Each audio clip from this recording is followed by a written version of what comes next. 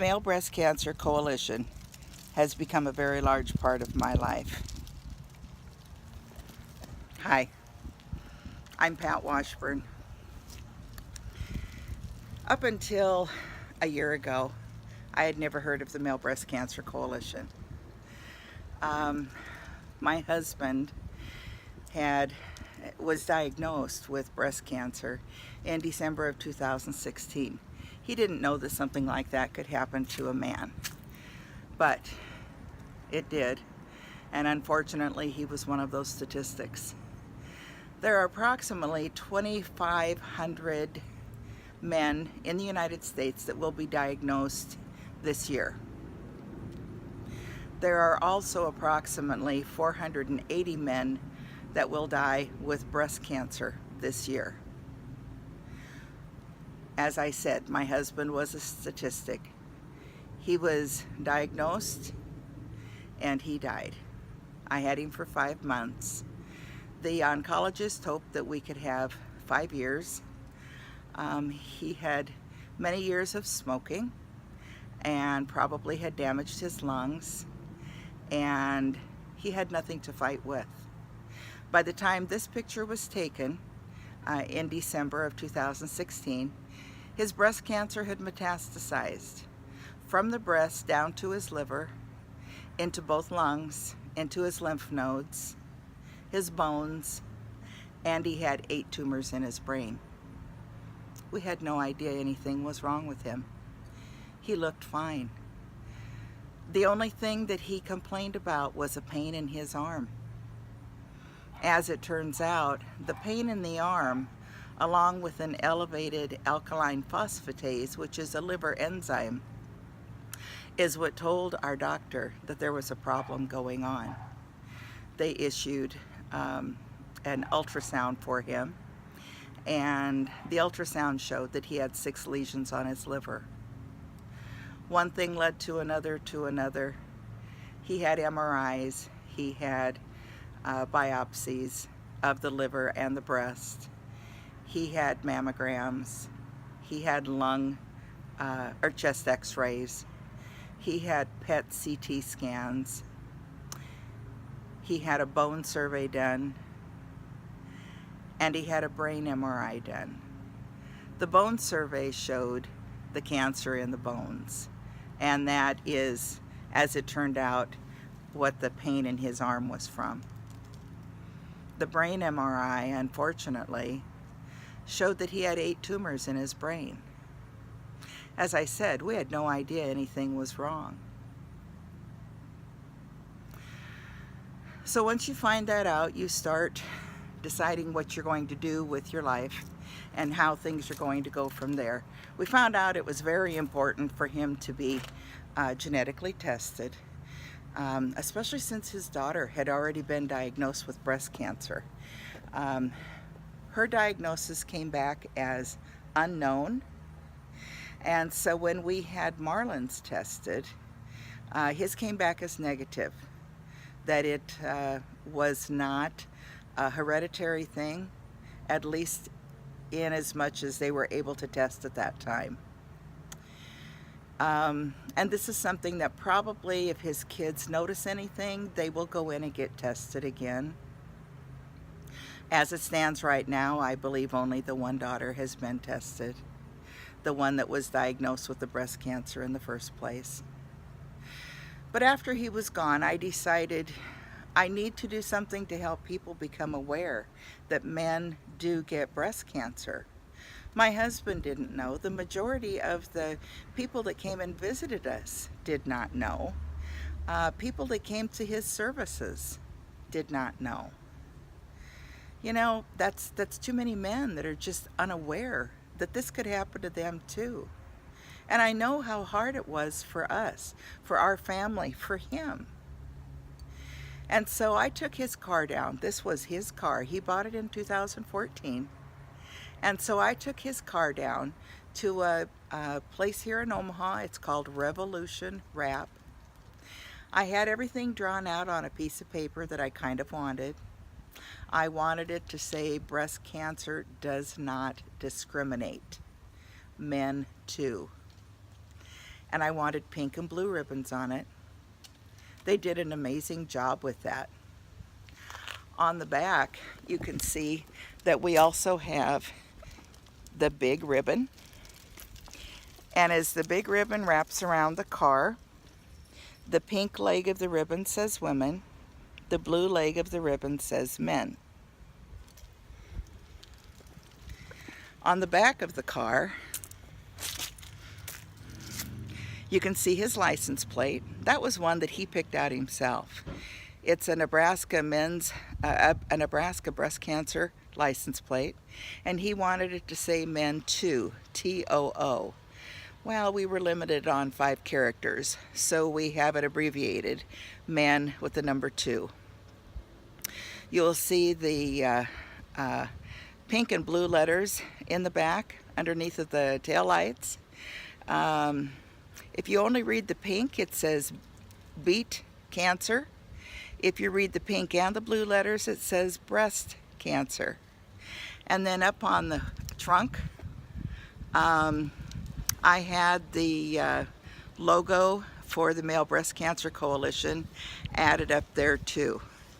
The truckers are about the only ones that can see that, but that's okay. I've gotten a few honks with it, so that's okay. We do what we need to do to get the word out there. And I apologize for having to do this myself with my selfie stick. But you know what? I've gotten used to doing a lot of things by myself now. I get to mow, and I get to pick up the leaves, and I get to do everything else by myself. You know, I don't want any other men to have to go through this. I don't want any other wives to have to go through this. I don't want any other kids to have to be without their dad. There was a young man, just 17 years old, when he first found his lump down in Kansas. And I believe you will be hearing that story, or have already heard that story. Brett Miller is his name. And he is the founder of the Male Breast Cancer Coalition.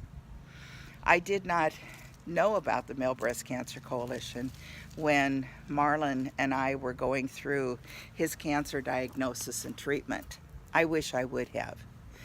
They have been such a blessing to me ever since. Such a wealth of information. And I really do encourage anyone that should possibly have to deal with the male breast cancer aspect to get a hold of the Male Breast Cancer Coalition.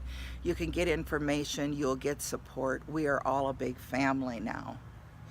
You know, from meeting up with each other, to keeping in touch on Facebook, to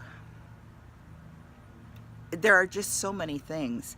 In fact, I am taking off in a couple of days. I'm going to drive up to Minneapolis to meet with a family up there who was diagnosed. He was diagnosed with breast cancer, and his is also metastatic stage 4, which is what Marlyn was. He's had breast cancer before. This gentleman in Minneapolis has had breast cancer before, and this is his second round with it. And folks, it's nothing to scoff at. You know, women's breast cancer is horrible, and I understand that. But at least people know that women get breast cancer. That is not the case with so many of our men. Even a year ago, when I started going out and telling people about male breast cancer, the majority of the men said they had never heard of it. Excuse me while I have a jet fly over. And I'm excited to say that even now, I do have more men that say, you know, I heard about it, read about it in the paper, saw it on TV, don't know anybody. Well, if they live in the Omaha and Lincoln area, chances are it was me that they read about. I have been on television. I was on the TV in Lincoln and in Omaha and in Sioux City, Iowa. I have been in newspapers across Iowa and across Nebraska. And I do know for a fact that the articles written in the newspaper have been picked up across the United States. So perhaps you have seen something down there. We just need to get the word out. Do whatever we can to get the word out. I wear my shirt quite often. It says men have breasts too. If nothing else, it makes people look at me, to which I go over and say, "Hi, I see you noticed my shirt. Did you know that men can get breast cancer?" And then I tell them the story of my husband. You know, there's 4 things that I tell men that they need to watch for. First of all, they need to get used to looking at themselves in a mirror from the waist up. They just need to get used to that. They need to feel for lumps. They need to feel in the breast area, especially from the nipples below, because quite often that's where the men are finding their lumps. But they do also need to check in the armpit area where there's lymph nodes. They need to watch for this. And it doesn't matter if the lump is tiny or if it's big or if it's soft or if it's hard. It doesn't matter. It can be squishy. You need to see a doctor. If you notice a lump, see a doctor. If he tells you it's nothing to worry about, at least see a second doctor. Get a second opinion. It very well may be nothing to worry about, but it might be. The second thing I tell men is look at the skin on your breast area and around. And if anything looks abnormal, if it looks like it's dimpled, similar to like an orange peel, how that's kind of a rough skin. If you notice anything like that, or if it's discolored, or if it's scaly, that's not normal. See a doctor. The third thing I tell them is to look at the nipples. You know, the nipples are supposed to kind of stand up.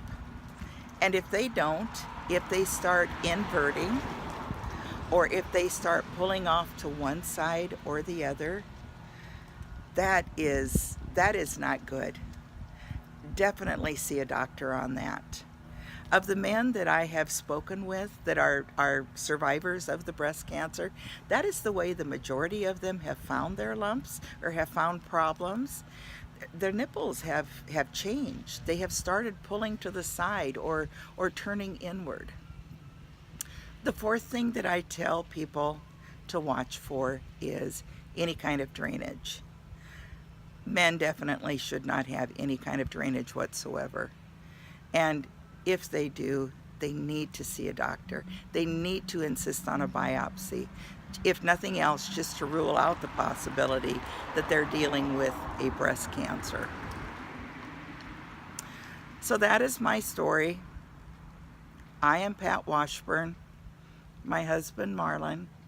We were married for almost 23 years, and I will continue his legacy of educating those around me. Remember, men have breasts too, but together we can change the world.